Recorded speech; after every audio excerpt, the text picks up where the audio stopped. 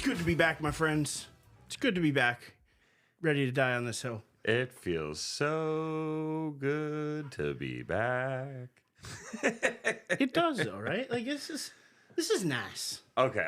Well, I mean, considering the conversation we had before we got on the recording today, I mean, I think both of us could use a little something to just smile and enjoy for a little bit. And I'm not gonna get slapped with a tortilla at the end of the show, so I'm already Not today, but we winning. got to think of a new March Madness one because I think that's going to be the next wager scenario.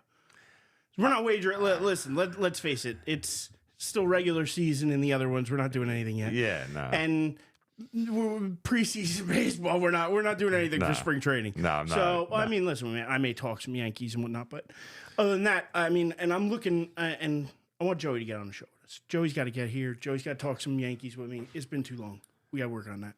But anyway, yeah. I mean, I already have an idea for the Final Four. We pick our four Final Four teams, and if we're going to stick with the tortilla slap, like let's say I get 3 of the 4 right and you get 2 of the 4 right, I get to slap you once.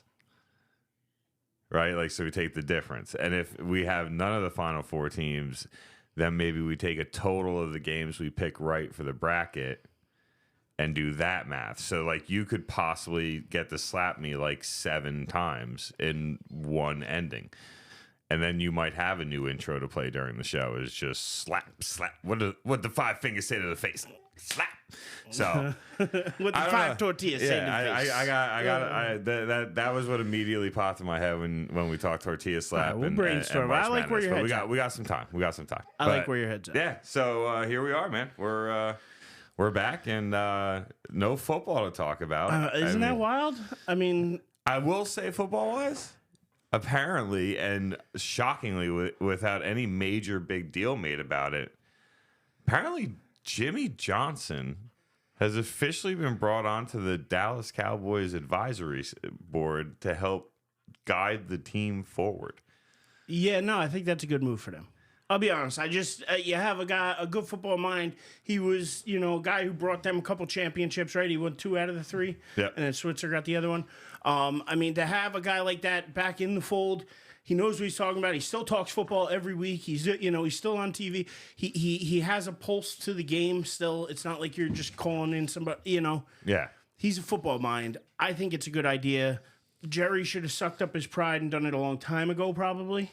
Oh, God. But You won't again, find a real Jerry Cowboys is- fan that disagree on that. No, but again, Jerry is just that kind of owner where we all know he likes to be the guy. He likes it, and he doesn't normally reach out like this for help. And that's what it seemed like, is that he finally extended that olive branch to Jimmy Johnson, and he's back in the fold. And listen, for Cowboy fans, I just think that I don't think this is a championship move necessarily. Like, I don't think this moves the needle here. I still think they need to do other things, work. They're gonna need to bring in defense. Well, who'd they bring in for defensive coordinator? Zimmer? Mike Zimmer. Maybe. But again, I just think this is a good move for Dallas overall, and should have been done previous. When it's all said and done, Dallas's biggest problem, and we've seen it year in and year out now, especially, I mean, Green Bay walked in there playing house money, and they walked away a winner big time. But specifically against, the Niners or the Eagles or, some of the other top tier teams that are in the league, they get out physicaled. Stopping the run and running the ball is where they get beat. And when you play close games, you're playing in the playoffs, on the road, at home, it doesn't matter. For an example, when you look at how Dallas got so far behind in the playoff game, like, it's because they had to rely on the pass. Green Bay knew they had to rely on the pass, so they played the pass, and they were done. Like 3rd and 3, and there's no threat of Dallas running the ball because they basically knew Dallas couldn't get the first down. So you got to find something more physical. I would like to see that more than anything, and hopefully, Jimmy Johnson's teams were known for running the ball and playing tough run defense. So we'll see. But I mean, the thing that shocked me the most was the fact that there was no big press conference spot. Like, Jerry loves the spotlight. We all know that. But Jerry doesn't like giving up power. Jerry doesn't like when the spotlight's not on Jerry, and I think that's why more you keep this quiet. You didn't need to do a press conference for it. To me, it's not press conference worthy. I'll be honest. I would have thought it would have been over the top if they did do a press conference, in my opinion, because Jerry's, he to give up that to admit that like publicly, even though he didn't come out and say, "Oh, I'm calling Jimmy, for help." We know that's what he was doing. And we know that's why he's coming back on. He needs more football minds. He needs more people to try and get them over the hump and win something because he knows the fan base is restless. He knows that it's kind of a joke now. Even the Lions have, seemed to supersede them in the last 25 years. So, they need to right some wrongs, fix some ships, do some things. And I think Jimmy Johnson's a good person to bring in to help do that. So, again, smart football mind. I don't think you could ever go wrong bringing in more of those. Yeah. Yeah, no, we'll see. I mean, when it's all said and done, I'll be the same fan I've been for all the years I can remember. I'm going to enjoy what most likely will be a pretty good regular season, and then disappointment when they reach the playoffs. That's basically what I expect. And until I'm proven wrong at this point, I have no reason not to expect that. So at least I get out of 17 weeks, the last 3 years I've gotten to enjoy, or 17 games out of the last 3 years, I've gotten to enjoy 12 of the 17. So that's not bad numbers. And there's a lot of football fans out there that would make a trade for that any day.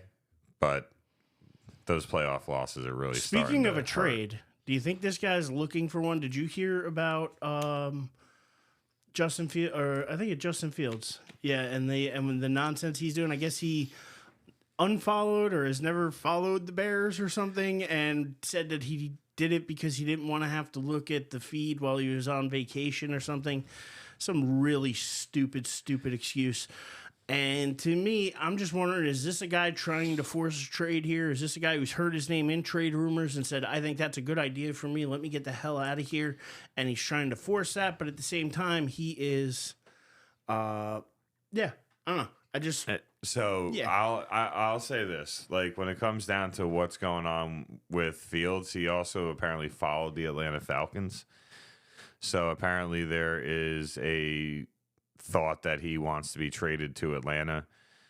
Chicago has the number 1 overall pick, so they can take a quarterback if they want to take a quarterback. But I mean, honestly, to me, it's one of those things where if I'm Chicago and I have Fields, then I rather build around Fields because I think the kid has some potential in him. I think he's all pro worthy quarterback. I don't know if I'd go that far, but like, I do think he could be a Pro Bowl quarterback. I think he's shown glimpses and moments, but their offensive line is atrocious.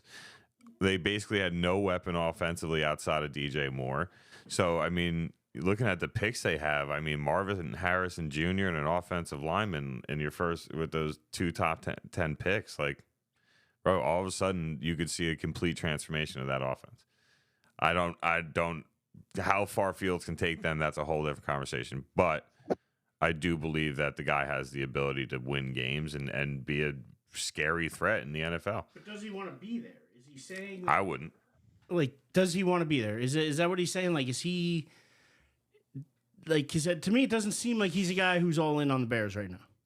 Can you blame him? I mean, he compared it to dating Instagram. But like, think about going to Atlanta. Bijan Robinson, Kyle Pitts, Drake London. But are they trading for him? I don't know, but supposedly Atlanta's trying to do everything they can to get a quarterback. But at the same point, is this the right quarterback? Because to me, this shows signs of immaturity. This was a guy who, a couple weeks ago, I thought the Giants could have, possibly looked at it, maybe trading for. Again, I think getting Dable, a guy with any kind of talent, I think he's going to really exceed. I think he's been lacking a quarterback with the right talent for his coaching skills since he left Josh Allen. So I think we need to find him that kind of athlete, that kind of level quarterback. And if we do, I think we can see special things at a Dable. This move to me, though, by Fields and the things he's saying, to me, I get like a sour taste to me. Now I'm looking at it and going, I don't know if I want to trade for this kid. I think he's a little bit immature. I mean, taking it to comparisons of Instagram models does not show the highest levels of maturity. But speaking of Instagram models, we happen to have one on the line here with us. If you, I'm wondering his thoughts here on Justin Fields. And listen, his brother's a big Bears fan. He's not opposed to knowing a little bit about the Bears himself. The man, the myth, the legend, Mr. Eric Pfeiffer. How you doing tonight? Well, I mean, you're going to call me an Instagram model. I got to thank Jason Kelsey for putting us big bearded men back on the map. Right? Yeah. Yeah, but you can really grow those that long blonde hair, man. I mean that's a special trait that Kelsey don't even have. Yeah. We're keeping it short for a while, though. You know, the tangles were just too much. Too many tangles. Well, happy to have you here, my man. What you got for us on the Bears and Fields? What are you thinking? Well, so what did I miss is my question. So he apparently something led to this. Yes, so he apparently is not following or stopped following the Bears on Instagram or on his social media platforms, and it's because he didn't want to see, I guess, work things or football things while he was on vacation was his excuse. But as many other people have already pointed out, you could mute the feed. Did you unfollow all the other football players you're friends with, or anybody else that's going to share football knowledge? Like, or is it only so to me, it just seemed like a very immature move, and it just seemed weird. And then he came out, and when he was called out on it, he compared it to dating Instagram models and said that if it's like when you date an Instagram model that you don't have to necessarily follow her to be involved with her. And that was his take. And he was like, it's the same thing. It's the same thing for the Bears with him, that he doesn't have to follow them to mess with them. I mean, the guy's on vacation. Maybe he's sick of hearing about the Bears trading him or whatever the case may be without actual, solid information being out there that that's happening. I don't know. When I'm at work or when I'm on vacation from work, I don't want to hear nothing from work. In fact, last year I took a day off, and one of my coworkers called me at 8:00 in the morning to ask me if he could borrow my sunscreen. I nearly drove to work to just go dump it all over him. I was like, absolutely not. I said, no. I said, if you ever call me when I'm not at work again, never mind. Let's not go that far. But anyway, I don't blame the guy. If I'm on vacation, I don't want to hear nothing about it. As far as comparing it to dating Instagram models, maybe he's having a lot of fun with Instagram models. Good for him. Live it up. You're only young once. You're only going to be a star for so long. As far as him and the Bears, I caught the tail end of what Dave was saying. I totally agree. I've agreed from the beginning. I've been saying this from the beginning. The Bears would be stupid to trade him.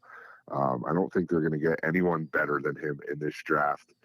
I've already spoken about how I feel about I know that there's a lot of quarterbacks. I just don't know that any of them are going to pan out to be franchise quarterbacks.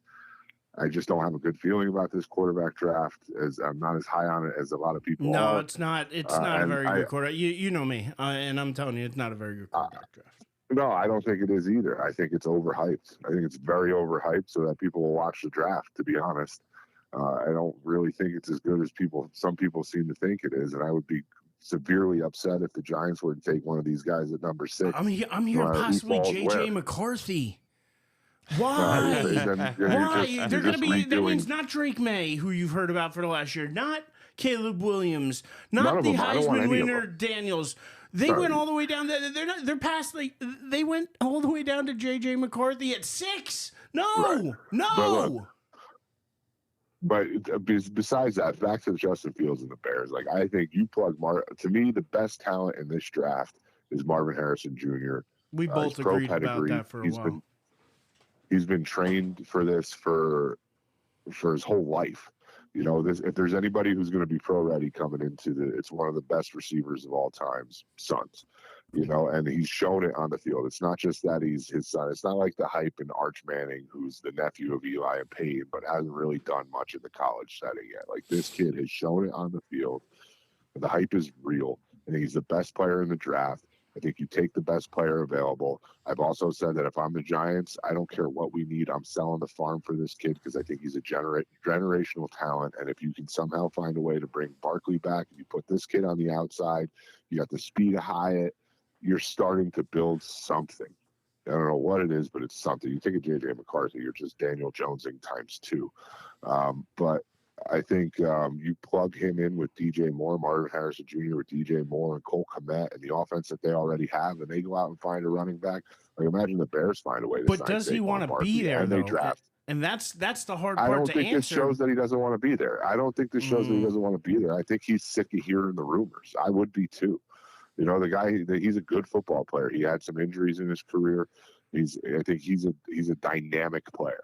And once you saw it this year, the difference in number. I don't have the numbers because I didn't know we were going to talk. You know me, I love numbers.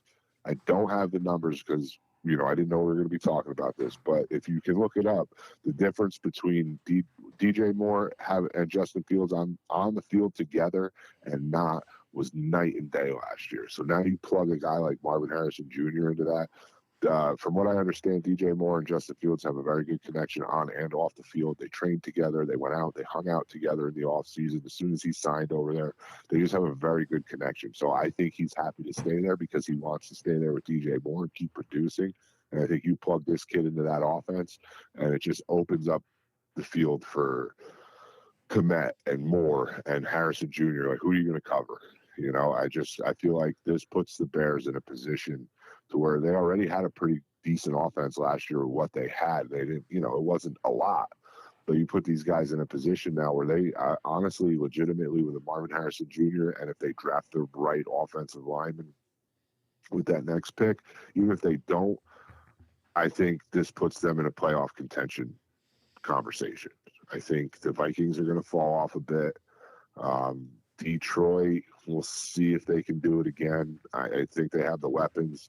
I've never been sold. We talked about this after the Giants played Green Bay going into that game. After that game, I'm not 100% sold on Jordan Love. I know what he did against Dallas in the playoffs, but I'm still not sold on him. I think he floats a lot of balls up there. I think once the film comes out, you're going to see a lot of soft safeties coming over and picking those balls off next year. I think Jordan Love's interceptions go up next year.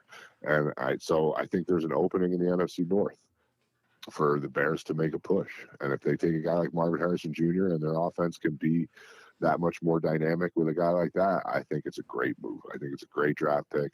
And if they don't do it, I would love to see the Giants just sell the farm and go get a guy like that and figure the rest out. Because honestly, drafting hasn't really been working out. I know it's a new general manager and all that, but drafting hasn't really been working out for us lately. So why don't we just go get the best guy in the draft and then figure it out from there? Especially when he's the consensus best guy. Like, it's not like there's people out there that are like, he's maybe the third or fourth or, even the second. Basically, everybody would agree when it just comes down to strictly being a football player, Marvin Harrison Jr. is the best prospect coming out of this draft. And Fife, you basically said you nailed on everything I was pointing out. Take Harrison Jr., take an offensive lineman, and now you're really rocking with a real opportunity if that offensive lineman turns. See, I don't know if I don't know if I'm there with you guys. I don't know if I'm sold because I think they're still missing a piece. I think the biggest piece they'd still be missing is a coach. I don't think they have a right coach there. I don't think they have a coach that's ready to win a division, let alone a Super Bowl. So, you could take this talent, but without somebody to actually do something about it, you're gonna struggle. That's where I'm at. 'Cause again, could they be a good offense? Yeah, maybe some weeks. But then what happens later in the season when teams start getting film on them, and now all of a sudden their offense isn't flowing as well. What do they do? What are they going to do to adjust? Do they have a coach who can adjust on the fly? Do they have somebody who can? I just don't think they have it. And until they do, I think they're missing a major piece. And I think that Justin Fields is. I got to be honest. This last year or so, I've started to, I thought he could have been a guy the Giants could have looked at and traded for, especially if Chicago really wanted to go in a different direction and was, for whatever reason, high on Caleb Williams. It might be a move. I am so against that move now, and I just, I'm looking at it, and I think that they don't have the right structure there. I think that they're letting him, they're stunting his growth right now, and I don't want that. So I don't know what they're gonna do, but to me, it seems like he wants out of there. That's the way I look at this situation. When you start unfollowing the team, when you start doing weird things, to me, it starts seeming like you're distancing yourself from the team. And why do that? Guys have done it before and come back to the same team and been all in with them. And what quarterbacks have though? I can't really put it. I can't put too much into the unfollowing thing on social media. I'm just saying, when do you see a quarterback act like this? I will say, I know a Bears fan who knows, my brother who knows a lot about the Bears, and I'm pretty sure he's in line with what you're saying about Eberflus. He's not totally sold on Eberflus. But you also have to remember too, they are missing one of the big pieces they're missing is someone to move the football on the ground. When they lost David Montgomery, I feel like it was kind of a running back by committee, and they just didn't have the right committee. I don't think they have. No, they'll draft somebody again this year. So that's a position that just seems like people go for 4th, 5th rounders, 6th rounders, and see if they pan out. So that's what I'm saying, though. But what I'm saying is, if you have a team now where you take a Marvin Harrison Jr. and you think you have a playoff shot, there's a guy hitting free agency. Do you throw money at him for maybe a 2-year deal to give him the money he wants for 2 years to see if that guy, put DJ Moore, Marvin Harrison Jr., Cole Kmet, and Saquon Barkley on the same offense, and tell me that's not an offense that's going to put up points every single game. Barkley wants to be a Giant. As much as I would love the Giants. And I think no matter what, they're going to do that super tag or whatever they do, the 2-year tag. Or the second year tag for $12.5 million. Why do you not do that for $12.5 million? Because it's not $12.5 million this year. It is. I think it's more this year. It's more than that. No, it was 10.1 last year. It's a little over 12 this year. I'm telling you, I've been hearing the numbers on it. I'm telling you, if they tag him, it's 12.5 because he's due a 25% raise on what he got from the year before. And he got 10 last year, which the Giants ended up making 11. They made a deal with him. This year, I believe it would be somewhere in the $12.5 to $13 million range for Saquon. I thought it'd be closer to like 15. No, it's not, because once you get up that high, you're talking Christian McCaffrey money. It's not Christian McCaffrey money. McCaffrey's 16 or 16 and a half. We're not getting up that high. It'll be interesting. I mean, either way, it'll be interesting to see. That's why for another year, because now you're taking him to what, 27? He's 26 now, or is he 26, 27 now? Going to be 28, and we know that that's the absolute furthest you go. I think he's 26, turning 27. I could be wrong, but regardless, he's starting to hit that age. That age 28 is a serious thing. Very few running backs do well past that age of 28, and I think that keeping him for another year, seeing what happens, why not? If he wants to work something out long-term after that, give him a 3-year deal, but he's going to have to come down on the money. I mean, right now, I don't know if I'd give him $8 million a year, maybe. Like, to me, that's what I think around he's worth. Like, otherwise, he's been too much of an injury risk. But I know we're getting way too far off the topic of what we actually wanted to talk about tonight. Right. We can get off of this. We can save football for another time. I want to get into it with you, though. Because he gets a 120% increase from last year, so 12.109 would be his franchise tag. That's what I thought. It was around 12, and for him, that's a fair valuation for next year. I think, in my opinion, I'd give it to him. I don't know if I'd give him a long-term deal for 12.5 for the next 4 or 12 for the next 4 years. I don't think I'm making that move, but if he wanted to take that on a 1-year deal and continue to try to work something out long term, and next year you come to a deal for 7 or 8 for a couple more years, I could live with that. If not, and he wants to test free agency, by all means, he's got that right too. But the real reason we're gathered here today, boys, though, is because I have two varying opinions, or usually varying opinions, but I have a feeling we're all going to die on the same hill today. Not to go here, but I think that's where we're going. This weekend was a lot of fun even without football. So True. Kick the football to the side. We're done with that for a few months. Baseball is just in its infancy. It's just starting to sprout. We're going to leave that alone too. Yeah. But A really fun weekend in sports, though, if you're a sports fan. And we're talking NHL Winter Classic with Devils and Flyers, which was a fun, entertaining game on Saturday. Where it was a Jonas Brothers concert with a hockey game in the middle, and then Sunday you had a great game against the Rangers and Islanders. Fantastic weekend of hockey, I think, all around. I mean, it was bitter cold, but other than that, the weather really held out. It seemed to go off pretty well. It looked like the NHL. I mean, the Devils alone got their stadium jerseys that they got were so popular. They under ordered by they got like 3 times the amount of orders they thought they were going to get. Like they got 3 times the amount of interest they thought they were going to get. So they're sold out. Like I know that Dave, I think we talked, right? Amanda was trying to get you one and couldn't even get it. Yeah, and then Fife's ass had to point out, oh, she did find me one because it was a ladies' jersey. So yeah, really appreciated that, Fife. Hey, is that shirt coming to men's size? Yeah, really, really appreciate that, my friend. Thank you. But they're so popular that the Devils got them back and ordered, but you can't get them till June. You can pre-order them though. But yeah, I think you can't get them till June. But that's how popular this was. I think the jerseys look cool. In my opinion, I thought they were pretty sharp jerseys. I thought the Devils looked the best out of all 4. I think they were that red and black. I just thought it was really sharp. I thought it looked fantastic, and really need to just be a Devils fan, man. Well, listen, I can admit when the team looks sharp, they look sharp. He's not. Oh, I know, but he's not. I'm literally sitting here. He's sitting here staring at a signed Brodeur jersey though in my studio here, chilling in the studio. But not a Devils fan. But I got a Stevens pennant, little mini pennant hanging up too. Yeah, I mean, I think I should get the any of that. Yeah, I think I should get the signed jersey, and right. You can just keep the little. I'll take the underneath that is a Mark Bavaro signed Giant shirt, by the way.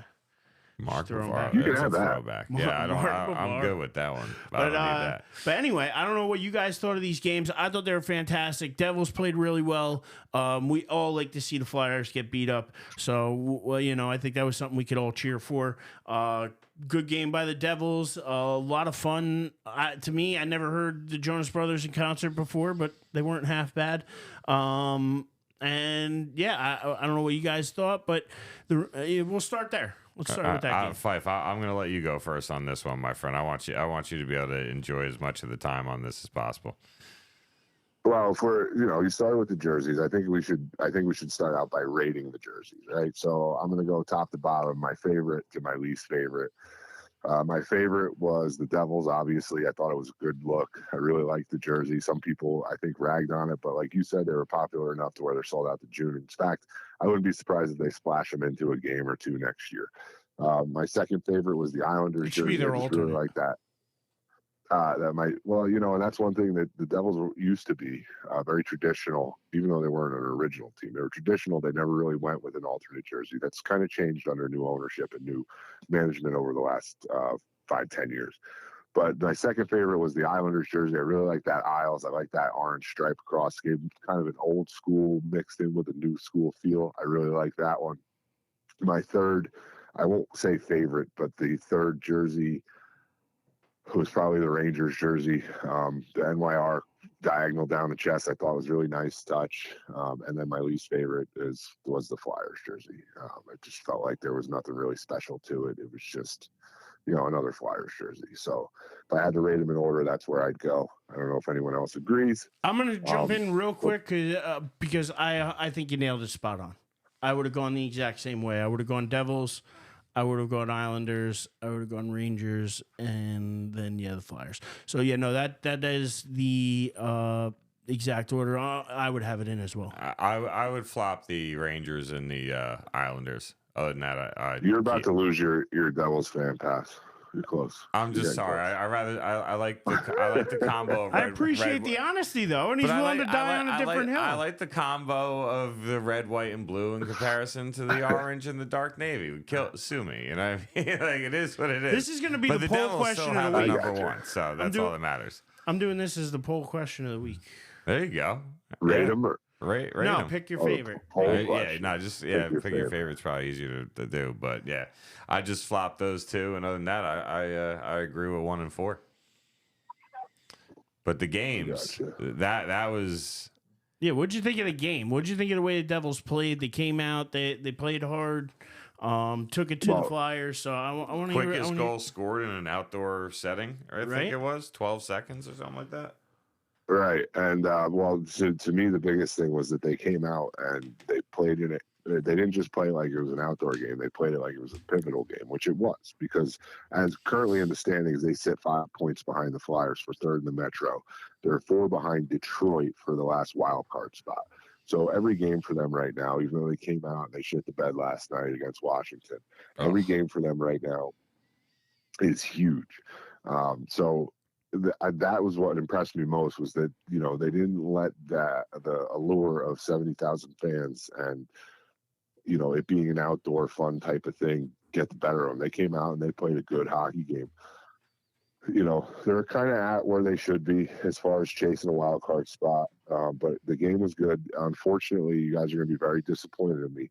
I was so excited to watch it. You know, just the Devils outdoor, MetLife, like the whole thing. I was very excited to watch it. I wish I could have been there. But so I go to put my son to sleep. Cold. I wouldn't care. I'd rather sit in a cold day like that for a hockey game than for a football game, to be perfectly honest with you. I would have enjoyed myself way more than if I were at a Giants game in that weather. And I've been to some good Giants games in that type of weather. But for me, there was Devils Flyers. The only thing would have made it better if it was like Devils Rangers. I was a little surprised they didn't go that route, but you can look at the Rangers Islanders as a good rivalry and the Devils Flyers as a good rivalry. So the Devils Islander or the Islanders Flyers may not have as much to it as, say, like the Devils Flyers. So I understand why they did it. The most egregious thing I heard all weekend, by the way, was during the Rangers Islanders game, the announcer, whoever it was on TV, compared the Rangers Islanders to Yankees Red Sox. Yeah. And I was like, no. I was like, you want to compare Rangers Devils that way? That's fine. But you do not put the Islanders in the same category as Yankees Red Sox. Like, to me, it was the most egregious sports thing I heard all weekend. That's definitely an older guy. It's got to be, or somebody who, because if you go back date-wise, then I can understand maybe an argument for, especially through the 80s. The Islanders were so successful through the 80s that, you know, that back then it was a huge rivalry. So as far as the history to it goes, I can understand that. As far as the grit goes, I would definitely give it to the Devils Rangers. It's just a more gritty, physical, fans hate each other type of atmosphere. But as far as history goes, they played more important games against each other. I can see in recent years. In recent years, right? But as far as historically goes, I can see the comparison. Right, and also, and Fife, I'm not saying I agree with it. But. Fife, correct me if I'm wrong, but didn't Messier's career start on the Islanders? No, he was in Edmonton. Oh, he was an Oiler. I'm sorry, my bad. I knew he didn't start as a Ranger because, I mean, so many people associate with him as a New York Ranger, which is understandable. But, like, I remember that his career didn't start with the Rangers. So I thought it was on. You guys got any thoughts on the Jet and Giant players showing up to the Ranger Islander game? And why they weren't there for the Devil Flyer game? I think it was just because it was two New York teams. Yeah, the two New York teams. Yeah. Where, you know, they play in that stadium in New Jersey. They practice and play in New Jersey, but you know, it is what it is. Exactly. I gotta say though, I will say, when it came down to the Devils game, and Fife, I am noticing this more and more as I am getting more and more into hockey. The games I've watched this year, I feel like almost half of the Devils' goals come off of stupid turnovers that happen in their defensive zone. Like, they have control of the puck, they have the numbers, and everybody's set up the way they're supposed to be set up, and somebody does some stupid little mistake that turns it over, ends up an odd man advantage, and the goalie's basically hung out to dry. I don't know if you would agree with me on that, but I'm bringing it up because I'm curious to know, like, am I just seeing things, or are you seeing that too? And is that something that falls on coaching, execution, just mental lapses by the players? Like, just that so really are stuck you talking out to me. about Are you talking about goals for the Devils or goals against the Devils? Goals against the Devils. So Because like they'll make a stop, get the They, puck, whatever, and then they make a stupid turnover and give up a goal. yeah, that happens a lot, and part of the reason is one is I think we all knew after the last playoffs that Vanacek wasn't the guy. The biggest, I remember, if you don't remember, and I'm not just pointing at the goalies, but I'm going to get to where I'm going. I don't know if you remember when they signed Vanacek, I was kind of excited about it, but I had my doubts because it's one thing for a guy to come off. He was a backup goalie in Washington. It's one thing for a guy to come off the bench and have some good games and make some big plays. It's another thing to do a game in and game out for an entire season. And I think we saw that when they got into the playoffs and they had to lean on a guy like Schmidt. So then you go into the season and you're hoping you got your 1A, 1B, but I wasn't totally sold on it. You know, as we've seen, Schmidt has done stints down in the minors. He just hasn't panned out to what he looked like in the playoffs against the Rangers. You know, he had a very good series there. Could have been a flash in the pan. Maybe he needs more time to develop. I don't know what it is, but their goaltending isn't there. On top of that, their defense is nowhere near where it should have been. I think, you know, they've lost Severson in free agency, but they lost, the biggest one to me was Ryan Graves. They lost Ryan Graves in free agency, a big body defenseman. He plays physical hockey, and I just feel like they thought that Ball could fill that role, Kevin Ball, and I just don't think he has it yet. He showed flashes of it in the playoffs last year. He really stepped his game up in the playoffs last year. I think what we saw out of the Devils last year was surprising. I think what we're seeing out of them this year is where they should be, kind of fighting for that last wild card spot. I think, you know, the plan that was in place, like they were 2 years, everybody was saying last year, they're 2 years ahead of schedule, which we're seeing this year. That's why they're 4 points, 2 games out of a wild card spot right now, because that's where they should be. They still have pieces to add to the puzzle. They tried to trade for Markstrom from Calgary, a goaltender from Calgary. And what held that up was Calgary backed out of the deal. It was ready to go. They had him. He was waiving his no trade clause. They talked to him about it. He was ready to accept the deal.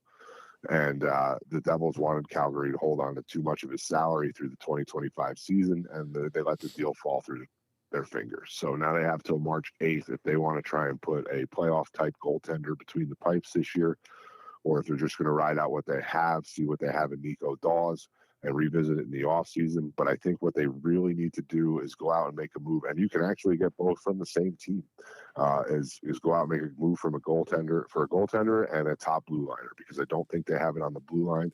I think that's a lot of times where the turnovers come from. You're missing a guy like McLeod, who was taken out of the season because of the allegations up in Canada. We're not going to get too far into that. It's a lot of negativity. Let's keep positive today. But he's a guy who helps out big time in your defensive zone. And I think also, that whole allegation thing is also going to hurt Philly because they lost their number one goaltender to it. So Philly this year is the surprise. Philly this year is the team that's ahead of schedule. And you could see it, dude. Even in that game against the Devils, John Tortorella-led team is gritty. And you saw that in that game. They played gritty. They had the sandpaper, and that's what I think the Devils are missing. I think they thought they were going to get a little more of it from Timo Meier and Toffoli, which I think those guys are two good, hard-nosed, gritty type of players who can put the puck in the back of the net. But I don't think they have enough grit, enough sandpaper on the back end. And it's, when you don't have top goaltenders, I mean, you got two guys or the three guys who played the majority of the games, and Schmidt, Vanacek, and Nico Dawes are under 90% save percentage. You can't be there. Now, guys aren't at 95 like they were in Brodor's time and things like that, but you got to be 90 or above in the NHL, and they don't have that. And Markstrom's a guy who's, I believe, at like 91. The Devils goaltenders' goals against average is over 3.5 maybe. Combined. Markstrom's at 2.5. So it's just a great big upgrade between the pipes. And then you need to get a blue liner, which you can probably pull from Calgary. Calgary is fighting for a wild card spot, but I don't think they have what it takes to win a cup in the team that they have. So they're willing to be sellers and kind of retool, maybe not rebuild, but retool going into the offseason this year. Whereas I think the Devils feel like they've built this thing where they have these pieces and they're missing 1, 2, maybe 3 pieces. So the big question is going to be, do they do it by March 8th? Do they figure it out, or do they take what they get out of this season? If they make the playoffs, I don't see them coming out of the first round unless they, I don't even think they should have made it out of the first round last year, if I'm being honest. We're far enough removed to where I think the Rangers should have won that series. The Devils they gave a great effort and they played a great series for what they were. But then they ran into Carolina and they got outgraded, sandpapered right out of the playoffs. So this year, I don't see that happening, even if they make that wild card spot. And again, you never know. What do we got? We got a little under 30 games left in the season. So you play your last 20. 26, I think, for the Rangers. I think I was looking. Right. So you play your last 20 games and you're on fire. I mean, that's a big thing in hockey, is going into the playoffs hot, right? So you never know. You catch fire, guys start believing in the guys next to them again. Maybe you can make a run. I just don't think that this team is at that Stanley Cup point where everyone wants them to be by now, because it's been long enough. Well, I know you hate to ever admit it, but what do you think of the Rangers' chances this year? Because they've come out of the break and really they've won 8 straight now. It's the most they've won in, I think, since at least like 2015. I want to say straight. They've been playing great hockey, and yeah, I'm just wondering what your thoughts are on this team, because again, they are playing with some grit. They're playing with some determination. I know you probably didn't watch much of the Ranger Isle game, but what you did catch, I'm sure you caught a big comeback there, because they were down 4-1 at one point, came back, they end up tying it up, then winning it in overtime. I mean, the fortitude they've had, and it's weird too, because during this win streak, they've been outscored in the first period by like a bunch. But then in periods 2 and 3, they've been like plus like 30 something. Like they've been outscoring teams like crazy in the second and the third, but they seem to start slow. Now, I don't know if that's just their plan. They design it to figure out what's going on, and then they make their adjustments at the end of the first period and come out second and third and kick ass. I'll turn to you, Fight, for a little bit for that, but Dave, I'll even throw it to you right now. What do you think of the Rangers' chance? Have you seen any Ranger hockey? Have you been? I mean, you can't deny. I'm sure you've heard a little bit with as good as they've been playing. And you think they got any cup chances this year? Because it all boils down to the goaltending in the playoffs. I think that's something most would agree with, and they have a great goaltender, and they have the ability to put up. They have 2. Well, aren't they lucky bastards? Sorry, but I just think about the fact that they have a lot of, if I was talking, right, like the Devils are missing, 2, maybe 3 pieces. I feel like the Rangers are a team that have the pieces that they need and are in a position where if health is on their side and they get a bounce here or there, there's no reason they shouldn't be playing for the Stanley Cup at the end of the year. I mean, you look at the Eastern Conference specifically, there's no team that well, we all know goaltending is what wins in the playoffs. Goaltending is what wins you a Stanley Cup, because if you got somebody who could shut them down, and you only need 1 or 2 a night, then you got a good chance of making a good run. So, I mean, they got the guy in Quick who's been there, done that, who has that experience, who's, and they got the young, kid in Igor who has struggled at times this year. I mean, coming out of the break, he was actually was working with their goaltender trainer, I guess, or I don't know what you call that position. But they have a guy they work with. Came out of the break working with him, and Quick, I think, started the first 2 or 3 games and won them coming out of the break. So I mean, he's still getting it figured out. He hasn't been his regular like Igor self this year. So I'm glad they took some time, let Quick play, get Igor figured out, and I'm glad they let Igor stay in that game on Sunday, because I thought there was a good chance, and they're down 4-1, that they may pull him. That they may go, you know what? All right, let's get Quick in it. But no, they stuck with him, and he got better, and they ended up coming back and winning that game. And I hope that that's a springboard for him to gain more confidence back, or whatever it is. But I'm to go to your point, though, or my point, the goaltending wins in the playoffs. And when you have a guy like Quick who has that experience, and you have a talent like Igor who can, if he gets hot, stop anybody, they could be a team to watch out for. But again, are they going to be able to score in the playoffs? I mean, they They seem to have the offense to do it, but I don't know. And again, they've only won one in my lifetime, so I haven't seen too many.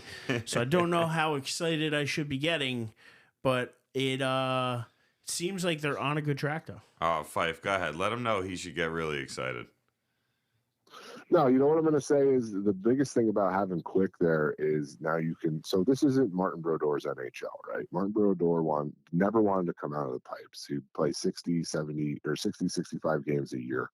And that's just unheard of in this NHL. And the goalies are more receptive to it now than they were because they finally realized that, if you have a guy like Quick who can come in and step in and win you a couple of games, it gives you time to work on your game. And it doesn't always take these great goaltenders long to kind of figure out what was going on, whether it's a technique or, getting back to some basics.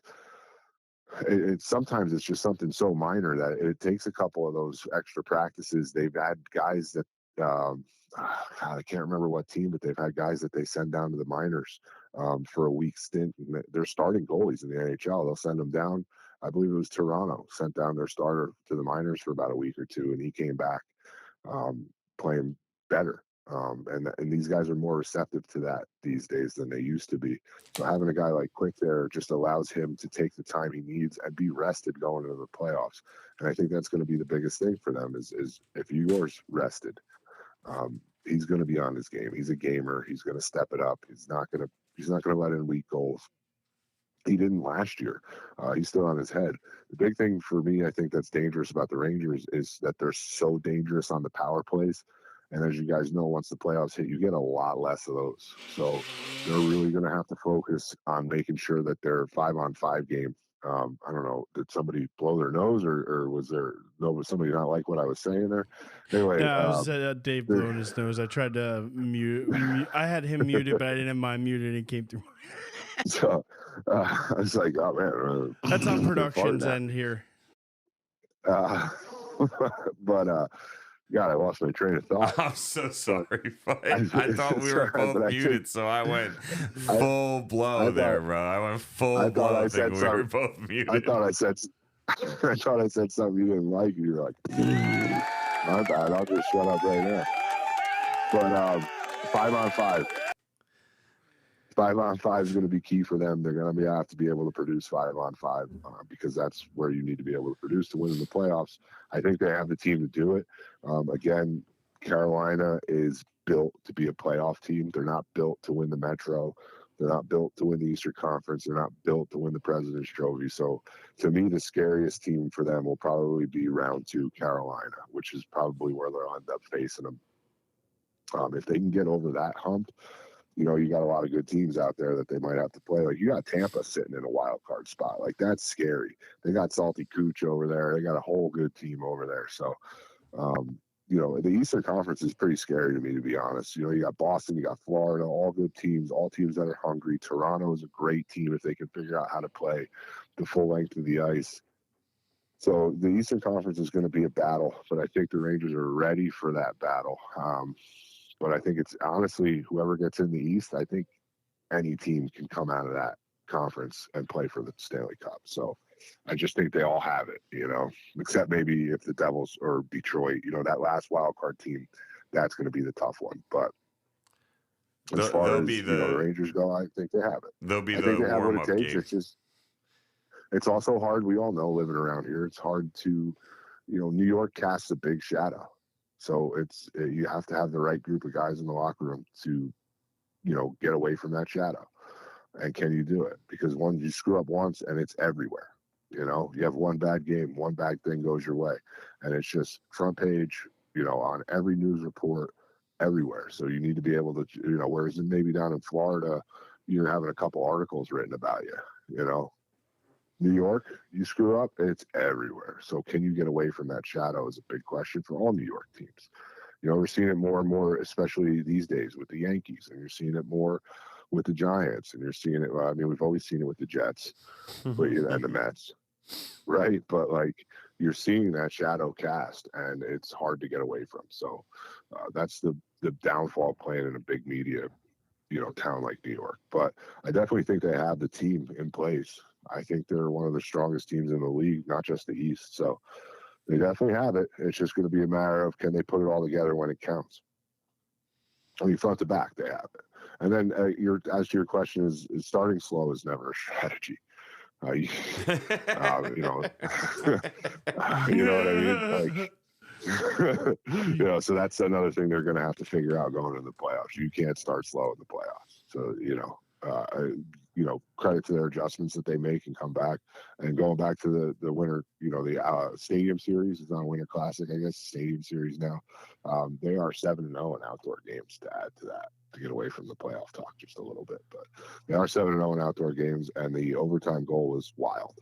And I actually, believe it or not, saw more of that game than I saw of the Devils game because I was putting my son to sleep. So excited to watch the Devils game. Woke up, it was 10 o'clock. I caught the tail end of the Jonas Brothers and the third period. But I watched the rest of it on YouTube the next day. There you go. What'd you think of the Jonas Brothers? I don't know. I had it on mute. Well, you were just watching them? I think that's more creepy. Who says the Jonas Brothers are on? Let me mute them and watch. I don't know if you want to admit that one, bud. Not in that way. I turned the TV on and muted it and looked at my phone to see if I could find highlights of the actual game while it was on. Because I have children sleeping in my house, so I muted it because I didn't care. You know, the only thing that comes on for sound in here is things we care about, and I don't care about the Jonas Brothers. So I wasn't watching them. I had it on mute, waiting for the game to come back. All right, they had AJR at the Ranger Islander game. They were all right. They were all right. I don't even know who AJR is. And that was a great comeback. They got a couple by the songs Rangers on the radio. You'd know them if you probably heard them, but like, yeah, they were all right. The young girls they liked were a it. They New were all York singing band. the That's songs. why. What was that? The young girls were all there singing the songs. Oh yeah, but that's what it was about. That's what it was about. But But actually, I don't know why they changed it. But by the way, not to get too crazy on this, but why'd they get away from calling it the Winter Classic and start calling it the No, same? they still played the Winter Classic. They played that back. They played that on New Year's Day. Oh, so this is a separate. Yeah, this is Winter a separate Classic. thing. They Which did is this one- because of how much money they made. Think about it. An NHL stadium sits 23,000 Oh no, I think people. it's a fantastic I mean, idea. you're getting almost 3 times the amount of people to watch a game, and you could charge even more. Like, I mean, it financially, it's a great idea. I just want to say this about the Stadium Series as a whole, though. The only thing I didn't like is one of my favorite experience ever at a hockey game was when I got to sit up front against the glass, and that experience as a fan has never been matched. And I've had some really good basketball seats before. I've had okay baseball seats before. I've had pretty good football seats. Nothing matched being up against the glass and watching a live game. And that was the only thing about the Stadium Series I didn't like. Like, the fans are so far from the game. And I get why it's like that, right? Like, I don't see a way around them having to do it that way. But just in general, like, I'm just glad it's not a regular thing to have their games here. Like, once a year, make a special event, rivalry type of matchups, all for it, but nothing like the experience being right there with the glass and guys getting checked right in front of you and the shaking and the banging and just completely different. I agree with you in one way, but in another way, I think you have to think of it this way, though.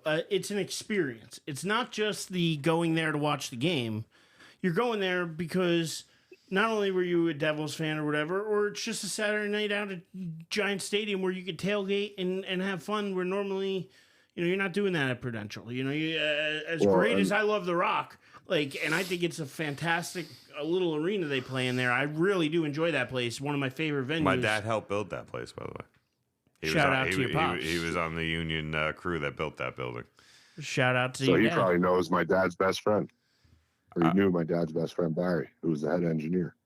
Probably. Yeah, my dad did all the edges on the Concorde when you walk around. So when you look up, you can see like the ceiling has like a cut and then goes up. He was the one that did all that sheetrocking and everything.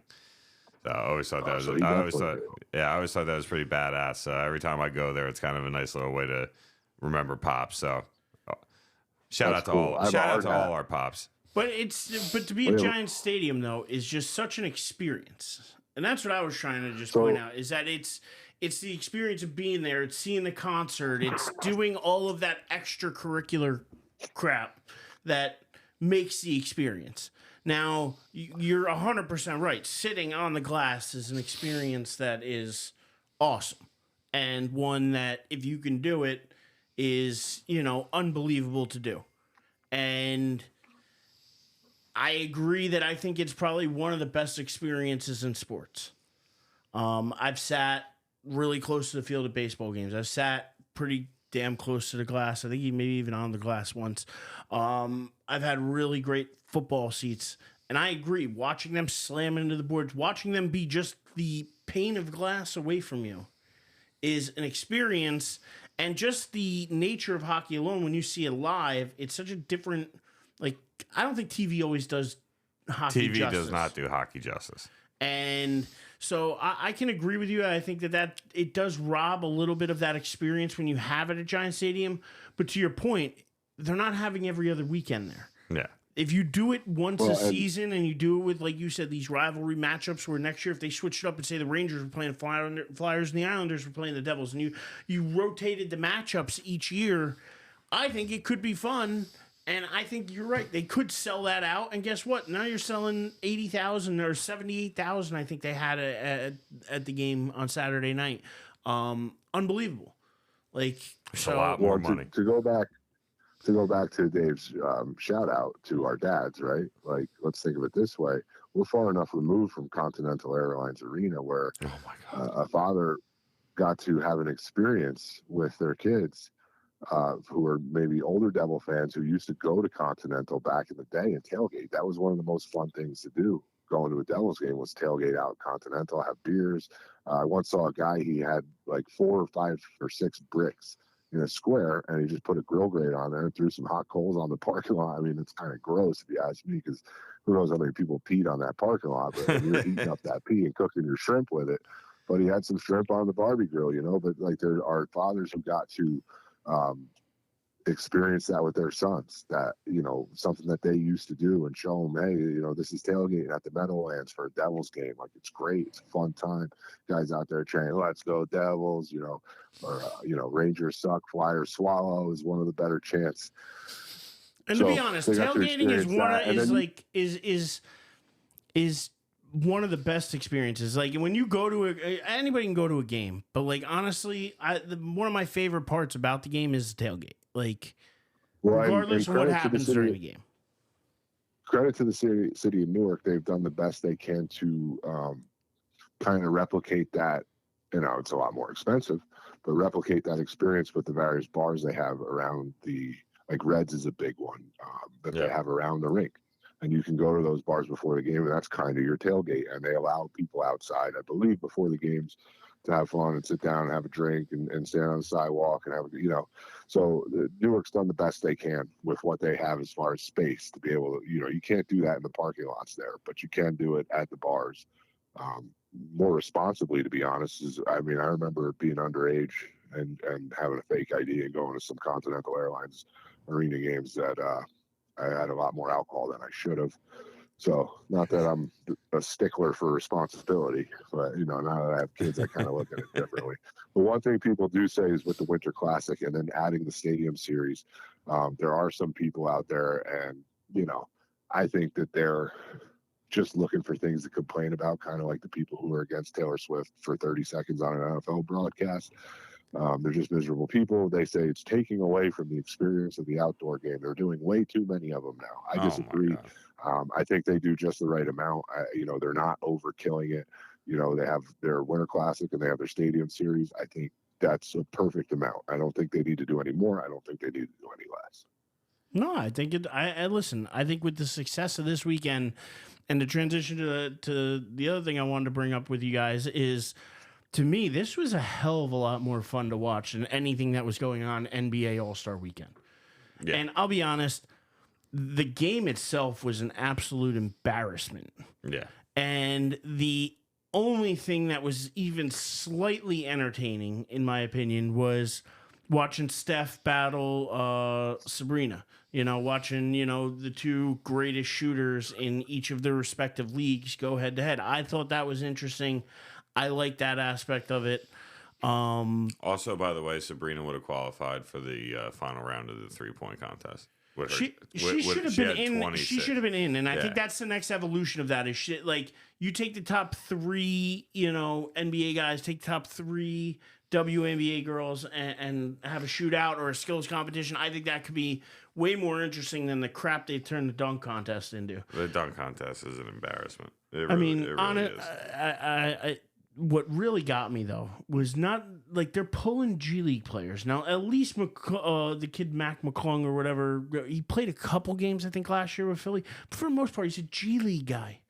Like, well, you might as well bring in the N1 guys off the street. You might as well bring the guys from Rucker Park. You might as well bring in some actual guys who could fly and show you some stuff. If that's what you're going to do, if you're going to turn it from not being NBA guys, and now, granted, kudos to Jaylen Brown, who is the highest paid NBA guy getting in the competition. But to be honest, and had some of the worst dunks. He did, and everybody agrees that it should have been Jacob Toppin in the finals, not him. I don't know. To me, it was an embarrassment of a dunk contest. Really, and the game itself. Like, when you watch one team score 211 points, I don't care how much you enjoy scoring.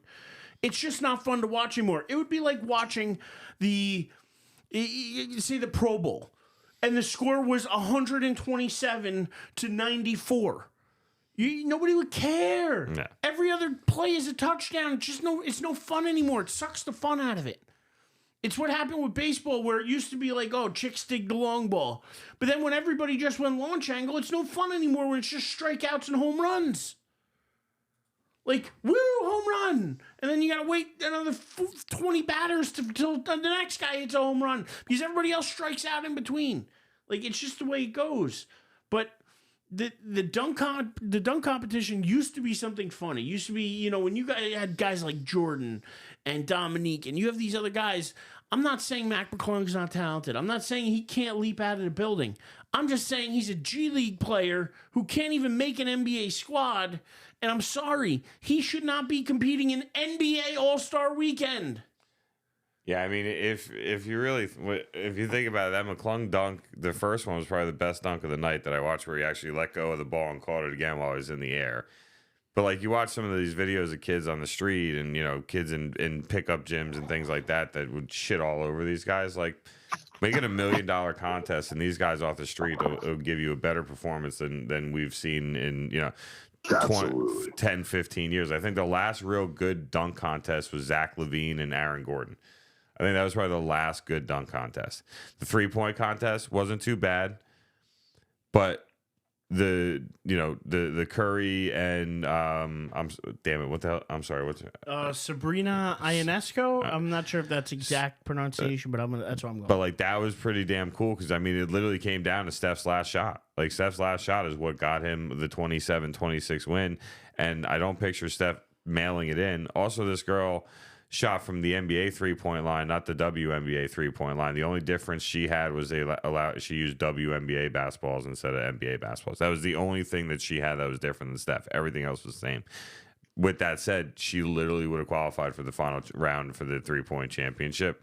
To be honest, though, they should just move the 3-point line and make it universal at this point. I mean, and I say that because if you watch the girl Caitlin Clark, who set the scoring record, that was so badass, and she launched it from the logo Clark, bro, and she wanted to do that. Like, she said, she had that like kind of plan in her head. She wanted to hit the logo 3, and I'm like, she's already. Why do you need to move it up for them? They shoot NBA threes already. They shoot professional threes already. Why not just make it a universal line? Really quick, speaking of threes, and the All-Star game itself, combined, the two teams shot 168 3-pointers. How do you even do that? You're only playing for 48 minutes. That's absurdity to me. 100 and how many? 168. So you're talking like in a 40-minute game, you're talking they're launching up like 43s a quarter. Yeah, 168 threes. That's over 40 threes a quarter. It's almost 41 to a T. But that's insane. You had 3 total fouls in the game. You had 174 total points in the paint between the two teams. You had 14 steals. You had 3 blocks. So there was a moment or two of defense. But overall, how about that D, baby? yeah, there you go. I'm so glad I set that up for you. But like overall, it was embarrassing, and what I used to love about the All-Star game was basically the first two and a half quarters was NBA players just kind of showing off their athleticism, having fun, enjoying it. But it was just back and forth. The game stayed close. And then basically for the third and fourth quarter, it was nothing but a legit basketball game of some of the best players in the world going up against each other looking to win the game. And the East won and scored over 200 points because the East actually played defense in the second quarter. And now when I say defense, I mean they took advantage of the lazy lob passes, the I want to be an NFL quarterback passes. Like, they didn't actually play defense. They just took advantage of some stupid plays by the West and built a big enough lead that they got to have fun. The only thing that was entertaining to me was being reminded, though he does not play great when it matters. Karl Anthony Towns is a freak human being at the game of basketball. I mean, he dropped 50 points. He just seeing what he can do from all around the court, like, again, with really nobody defending him. So I'd like to think he could. Imagine a guy with that much talent if he had a mindset like Kobe Bryant, or a mindset like a Jordan, or a mindset like any of those guys that you think of. Because to be honest, that's the last All-Star games I can remember where they played harder, or at least tried. I watched that because Kobe at least tried. Kobe wanted to go out and win. Kobe wanted the W, like, no matter what. So, like, to me, that was the last guy. He was, he was the last one I can remember, unless either of you could point somebody else out to me that had that killer instinct. Because even LeBron, we know, doesn't have that killer as phenomenal an athlete as LeBron is. As many times he's gone to the finals and won championships, he does not have that killer instinct. No. We're missing that. And there used to be a lot of guys in the league with that attitude. We don't have anybody in the league. Everybody wants to be buddy-buddy. Everybody wants to just, it's a big joke to them. If it's a joke to them, why are we playing the game? We talk about this with the Pro Bowl. I'm going to talk about it now with the NBA All-Star game, because to me, even Adam Silver, the commissioner, if you see his face when the game is over, he was severely disappointed. Severely. Like, when he handed the trophy, he's like, yeah, I guess, here's to the, this is yours. And then when Giannis walked over to pick it up, he was like, yeah, like, could care less. Yeah.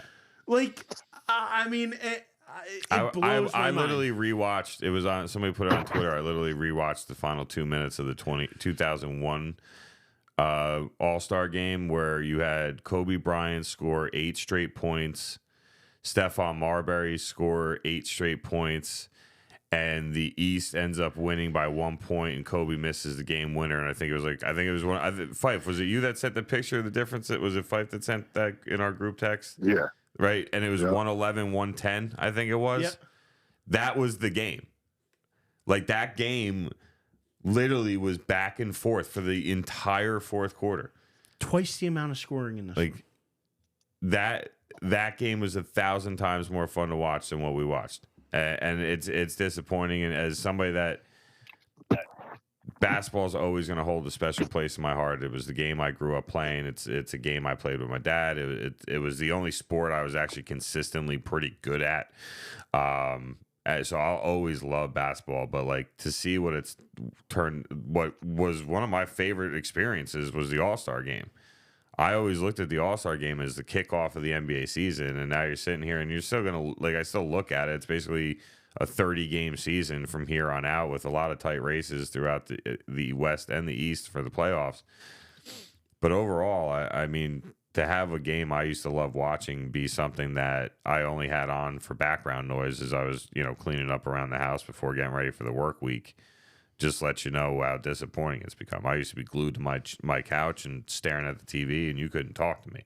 Like, and now here I am. I'm like, yeah, it's background noise. So, and that's what's crazy to hear you say that. Like, what's crazy to me is, like, for me, the NHL has kind of lightened up their All-Star game as far as like 3-on-3, fast pace, and I think it's a lot more enjoyable than it was, which kind of brings me to the question, because we never really got to ask you this. Eric and I had brought it up a couple weeks ago when we did a little something about the NHL All-Star game. It's like, what do you think is the best All-Star weekend activities? Obviously, I think it's hockey.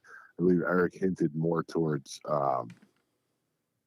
baseball at the time because of the home run derby. What do you think, Dave? What do you think is the best All-Star? I mean, we never really even mentioned the Pro Bowl because, you know, everybody knows that's terrible. I mean, now it's literally a flag football game now. So,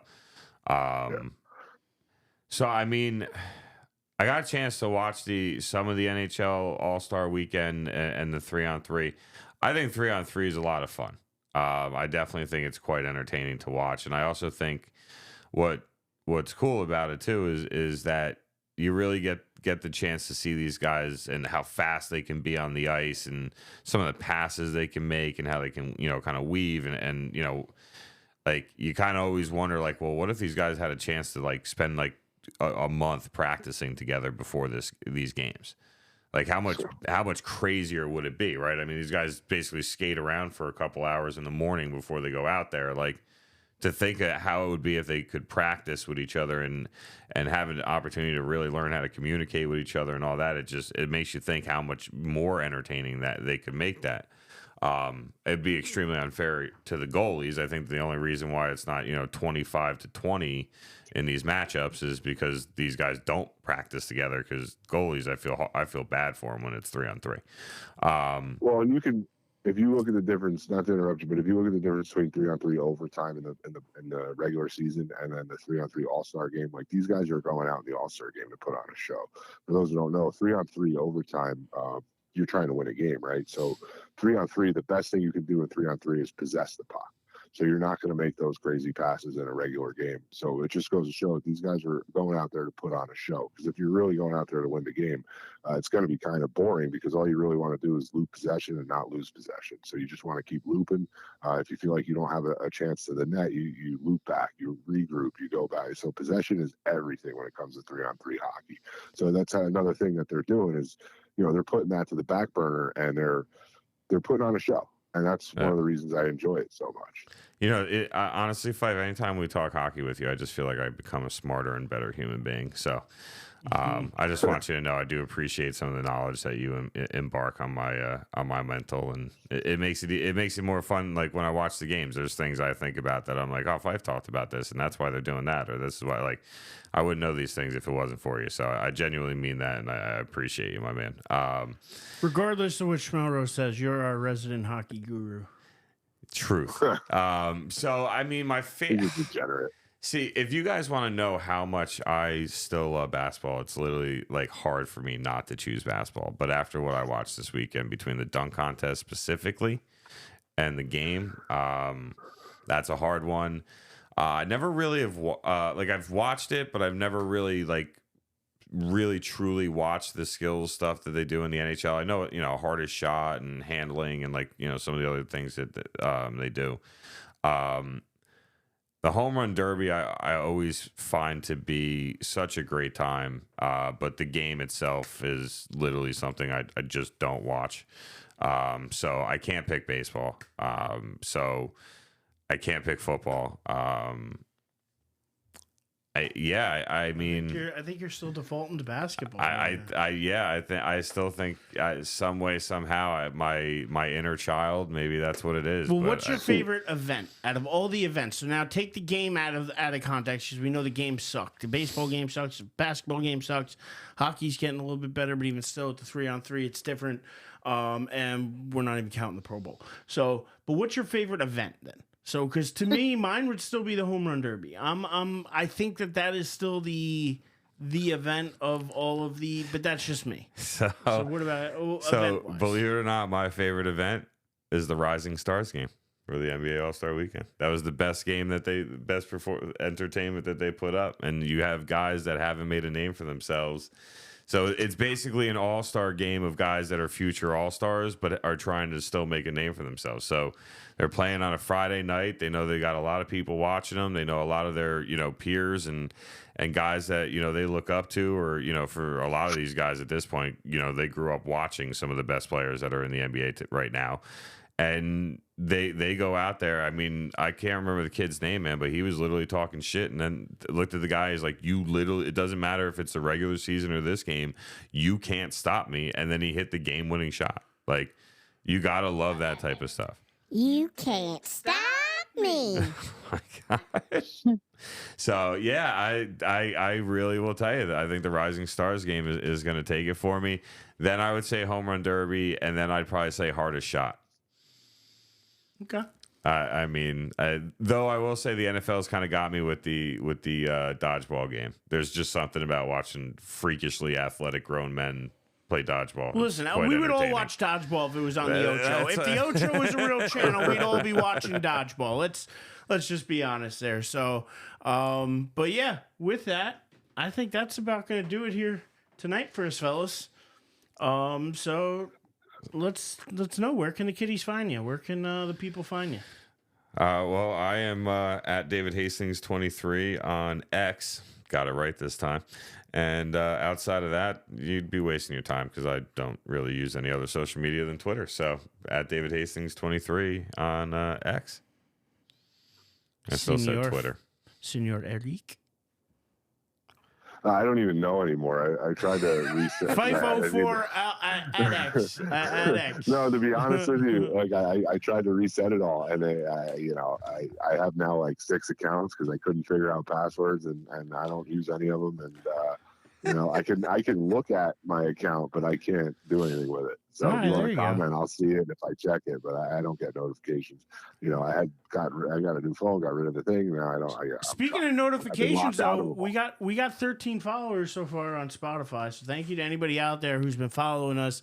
If you have listened to, especially this deep into the show, and you're not following us, go follow us on Spotify. We also have 2 subscribers on YouTube as well. You can find us on YouTube at Die on This Hill. Thought that was really cool too. Being that we haven't even put any videos up yet, we're just putting the podcast up. So to get any subscribers from that, I'm excited about. And thank you to the over 225 people now who have listened to our podcast. This is episode number 9. So to think that we've had that many in such a short amount of time has been amazing. So thank you to anybody and everybody who's been listening to us. I hope you continue to listen to us. Answer our poll question on Spotify. Use, Twitter. Let us know what you think. And until next time, find a hill and die on it.